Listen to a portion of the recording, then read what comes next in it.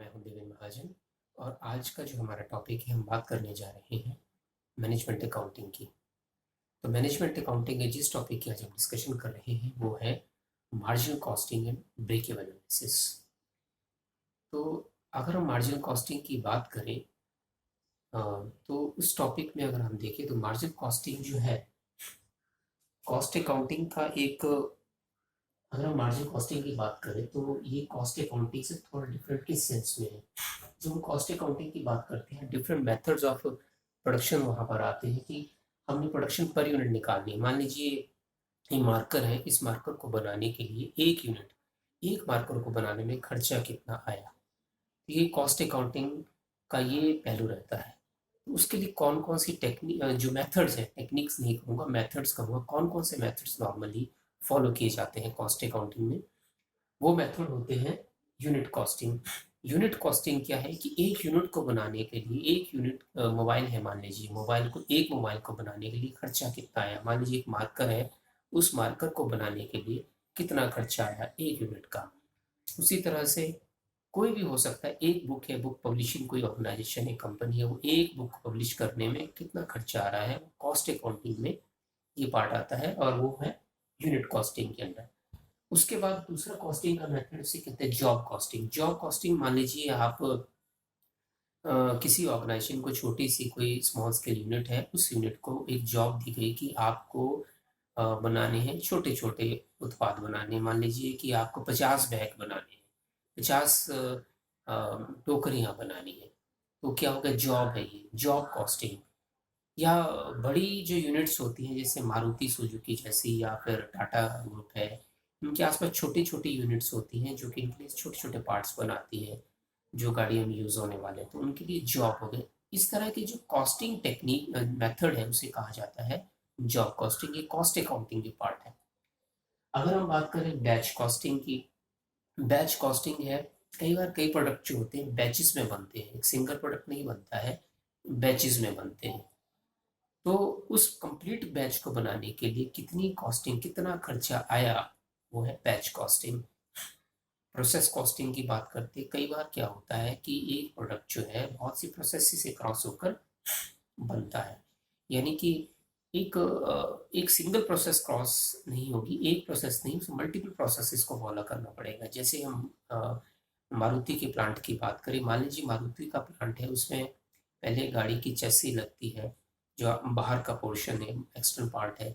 उसके बाद उसमें दूसरे मान लीजिए इंजन लगता है गाड़ी में, इंजन के अलावा टायर लगते हैं, बॉडी के दूसरे पार्ट्स लगते हैं, एसेसरीज लगती है, इंटरनल पार्ट्स हैं, सीट्स हैं। तो ऐसे जितने भी पार्ट आते हैं वो प्रोसेस से होकर क्रॉस होते हैं, इस तरह की कॉस्टिंग होती है, उसे प्रोसेस कॉस्टिंग कहते हैं।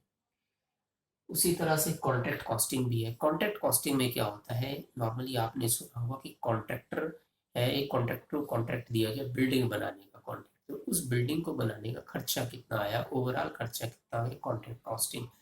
मान लीजिए कोई और कॉन्ट्रैक्ट है, ब्रिज बनाने का, पुल बनाने का कॉन्ट्रैक्ट आया, उस बनाने का, पुल को बनाने का खर्चा कितना, वो किस में आएगा, आपके कॉन्ट्रैक्ट कॉस्टिंग। ये सारे जो मैंने अभी बात की, सारे मेथड्स है कॉस्टिंग की, मेथड्स है। अब हम बात करने वाले हैं मार्जिनल कॉस्टिंग की। मार्जिनल कॉस्टिंग जो है that is not a method, that is basically technique. बहुत ही फोकस वाला पॉइंट है। Margin costing is a technique, not a method. तो अगर हम बात करें मार्जिन कॉस्टिंग की, मेथड नहीं है ये, जिस तरह की ये हमने सारे मेथड्स की बात की, एक यूनिट प्रोड्यूस करने में कितना हमारा जो खर्चा आता है, उस तरह का मार्जिन कॉस्टिंग में नहीं है। Marginal costing is basically technique applied to existing method. जो पहले की ये जो मेथड्स है सारे के सारे, इन सभी के ऊपर टेक्निक अप्लाई की जाती है कोई। तो ये जो टेक्निक है, उस टेक्निक को हम कहते हैं मार्जिन कॉस्टिंग। बेसिकली पर्पस क्या होता है इस टेक्निक के थ्रू, मार्जिन कॉस्टिंग में हम करते क्या है।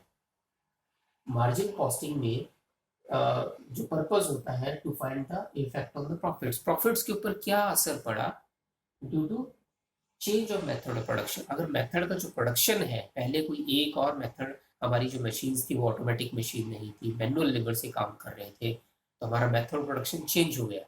तो मेथड ऑफ प्रोडक्शन चेंज होने से क्या प्रॉफिट पे भी कोई इम्पैक्ट पड़ा, क्या प्रॉफिट कम हुआ या ज़्यादा हुआ। तो इस तरह की टेक्निक हम डिटेल में आगे बात करेंगे, कुछ न्यूमेरिकल्स के थ्रू भी समझने की कोशिश करेंगे। लेकिन फिलहाल ये मैं बेसिक चीज़ बता रहा हूँ, ये कॉस्ट अकाउंटिंग की तरह मेथड नहीं है, ये अपने आप में टेक्निक है। उसके बाद यहाँ पर अगर हम बात करें, मार्जिनल कॉस्टिंग को डिफरेंट अलग अलग नेम से भी जाना जाता है। जैसे मैंने यहाँ लिखा है वेरिएबल कॉस्टिंग।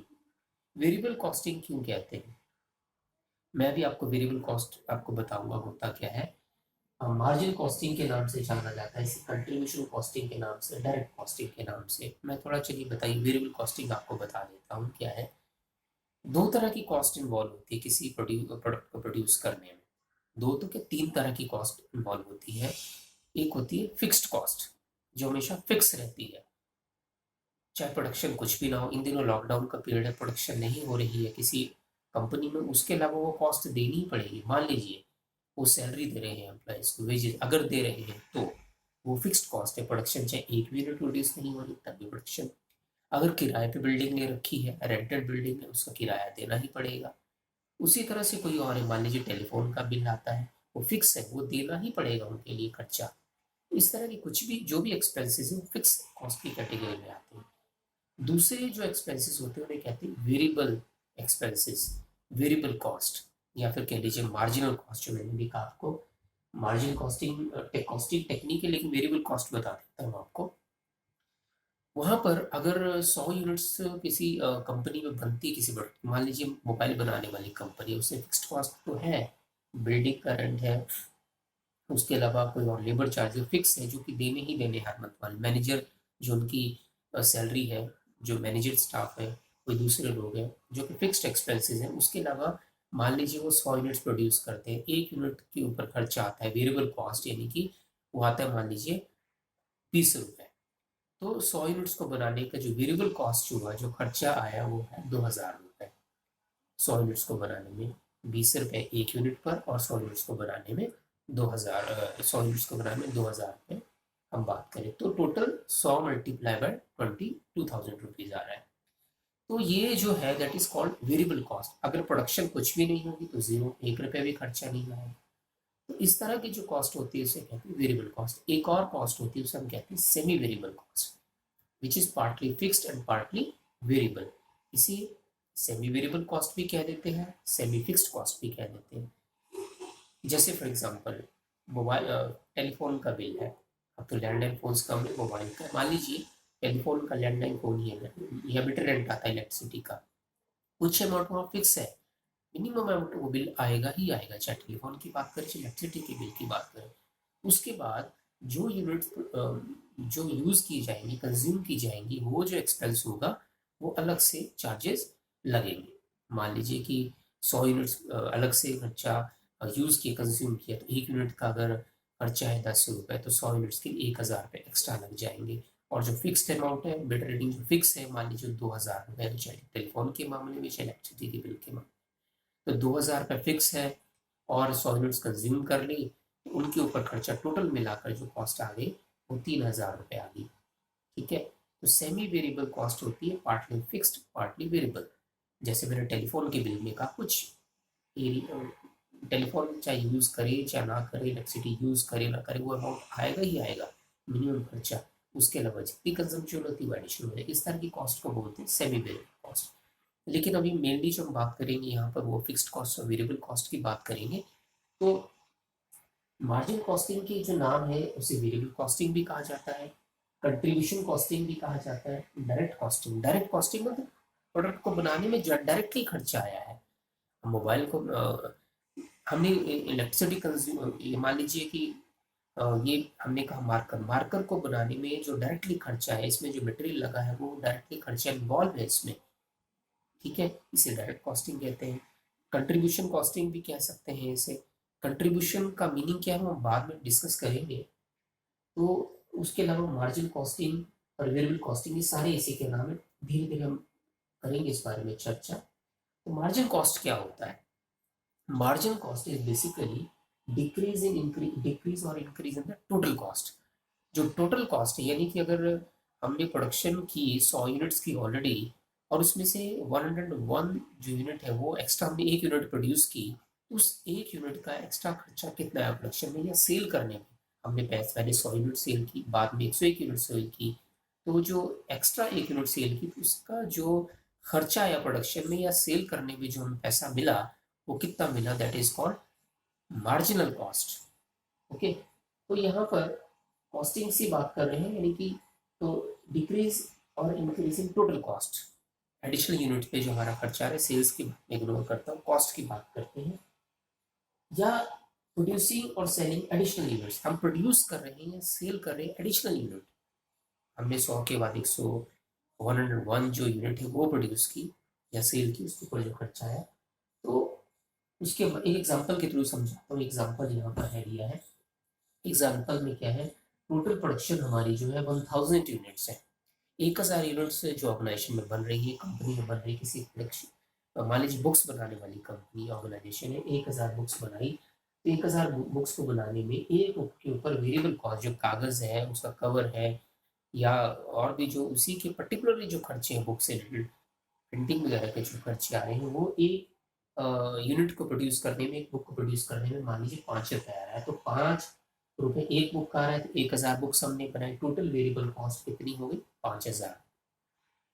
फिक्स्ड कॉस्ट वो भी 5000 रुपये अलग से दिए। फिक्स्ड कॉस्ट क्या है, बेसिकली जब हम फिक्स्ड कॉस्ट की बात करते हैं, मान लीजिए जिस फैक्ट्री में प्रोडक्शन हो रही है वहाँ पर फिक्स्ड एक्सपेंसेस है, मैनेजर की सैलरी देनी ही पड़ेगी, कुछ खर्चे और रेंट है, बिल्डिंग को देना ही पड़ेगा, फिक्स है, और भी बहुत सारे फिक्स्ड है वो एक्सपेंसेस, मान लीजिए पूरे के पूरे आते हैं 5000 रुपये।